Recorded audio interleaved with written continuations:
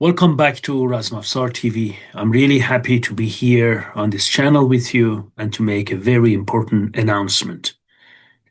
As you can see it here, this is the official poster and announcement of a very important exhibition, which is going to take place on June the 17th.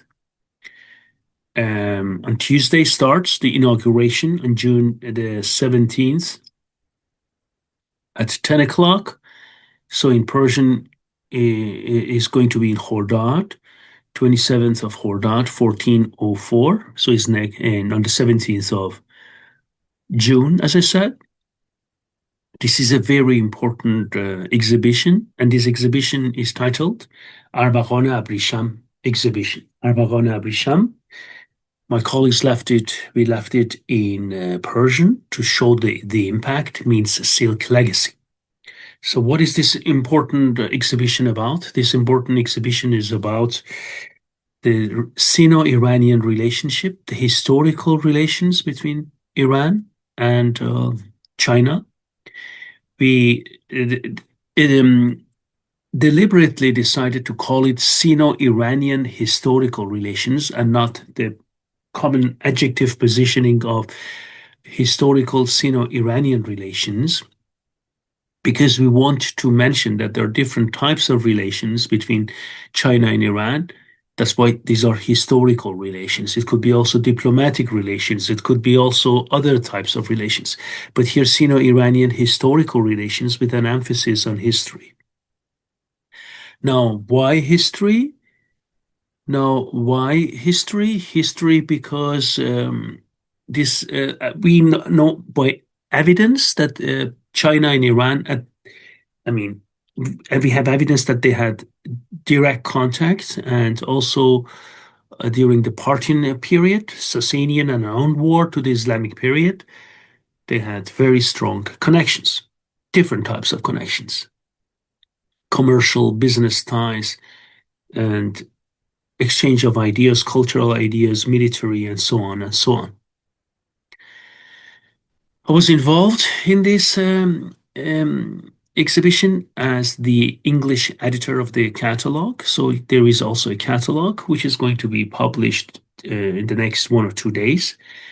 And this is also, but what is very important is a special issue of Parse Journal. Parse Journal is the most important history and also archaeology, journal of history and archaeology in Iran, peer review journal, academic journal. And the special issue of it, of the Parse Archaeological Studies Journal, is dedicated to Sino-Iranian historical relations. And then we have also the catalog of Armaghan-e Abrisham.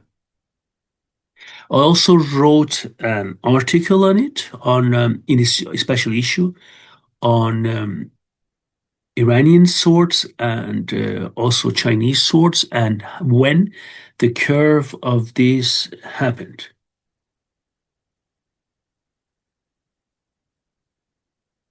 As you can see it here, I have put here some examples of this. We have worked a lot on it. Of this beautiful catalog. I can only recommend and I'm going to explain some of it, to show some of them to you. Right Organization, Research Institute of Culture, Heritage and Tourism. The editors of this for this catalog are also the journal are Dr. Dariush Akbarzadeh, Dr. Morteza Hesari, and then we have also Dr. Shi Xiaojing from Dunhuang Academy in China. So these are our colleagues, again, Dr. Akbarzadeh, Dr. Hesari, and Dr. Xiao Jing from Dunhuang Academy, who are the editors. Exhibition of Silk Legacy on Sino-Iranian Historical Relations. So the catalog has also, I mean, the catalog is written in Persian and also in English, and I worked as the English editor of the catalog. So we have different also introductions, and the introductions were written by Dr. Dariush Akbarzadeh from the Right Organization, Dr. Morteza Hesari Right Organization, Dr. Shi Xiaojing from Dunhang Academy, Mr. Syed Reza Salehi Amiri, Minister of Cultural Heritage, Tourism and Handicrafts, Dr. Mohammad Ibrahim Zarei, Rector of the Research Institute of Cultural Heritage and Tourism, Dr. Jibreel Nolkande, Faculty Member, Research Institute of Cultural Heritage and Tourism, Director General, National Museum of Iran, and Ms. Zafarin Emami, Director of Golestan Palace World Heritage Complex. So they all wrote introductions for this catalog. And as I mentioned, the catalog is written in Persian and in English. And here we see that for this exhibition catalog, or for the whole exhibition, editors are Dr. Dariush Akbarzadeh, Dr. Morteza Hesari, and Dr. Shi Jiao King. English editor, you can see my name here, Manucher Moshta Khorasani, and design and layout, Ms. Ghafouri, cover design, Khalilullah Beik Mohammadi, Mr. Beik Mohammadi, and then we have different photographers, Ms. Sarah Freidouni, also Dr. Dariush Akbarzadeh, Mr. Arash Toqtar Hosseini, and who are then here? Which museums were involved? The famed National Museum of Iran, artifacts from there. You can see it here.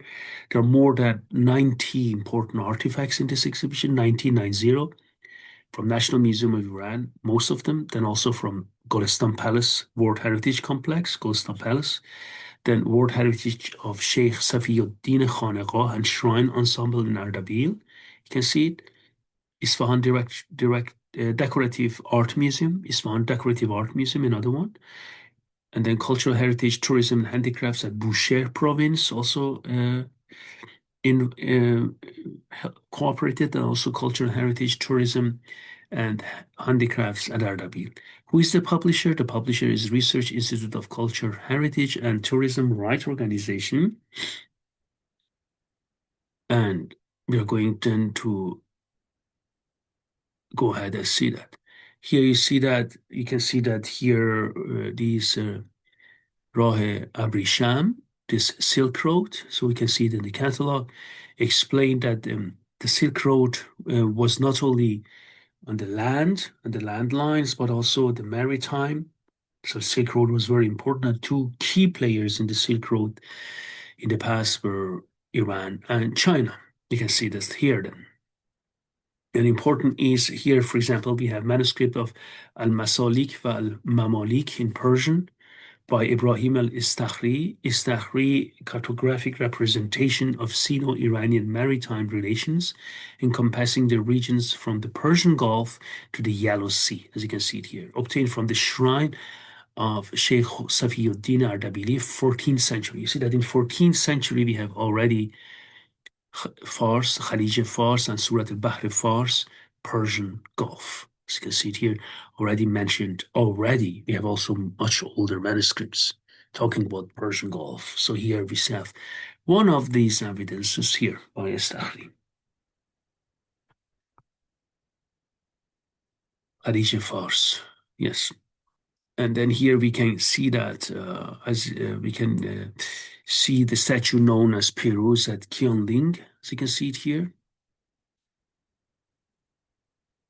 Very beautiful, because after the Arab invasion of Iran, the Muslim conquest of Iran during Sassanid period, Sassanian period, the generals and Piruz with his general, Piruz, they escaped to China. China welcomed them, and then in we have that in Xianling, a statue of him, and also different other statues of Sasanian king and also generals. You can see them. So they moved there with a big entourage and followers who moved to China, and they adopted them.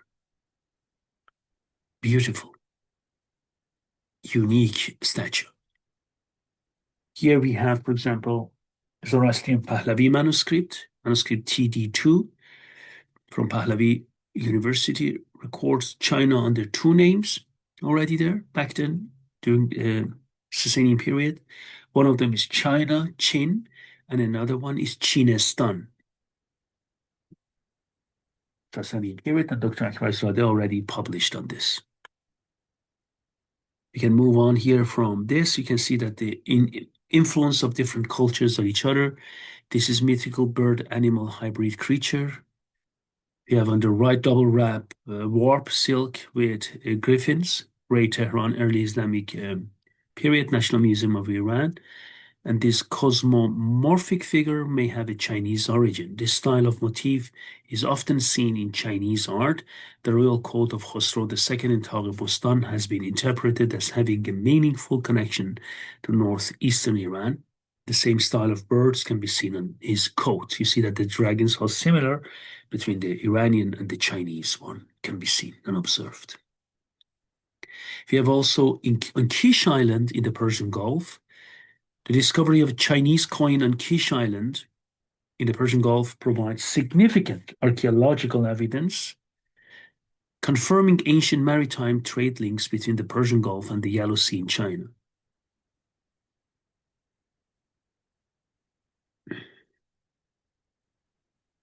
And also, this is in this catalog, I'm very happy. As I mentioned, there is also a Parsi Journal special issue where I wrote an extensive article on when the curve of Persian Shamshirs happened, swords in Persia, and when the curve of or the transfer from Jian to Dao happened in China. And this, you can see it.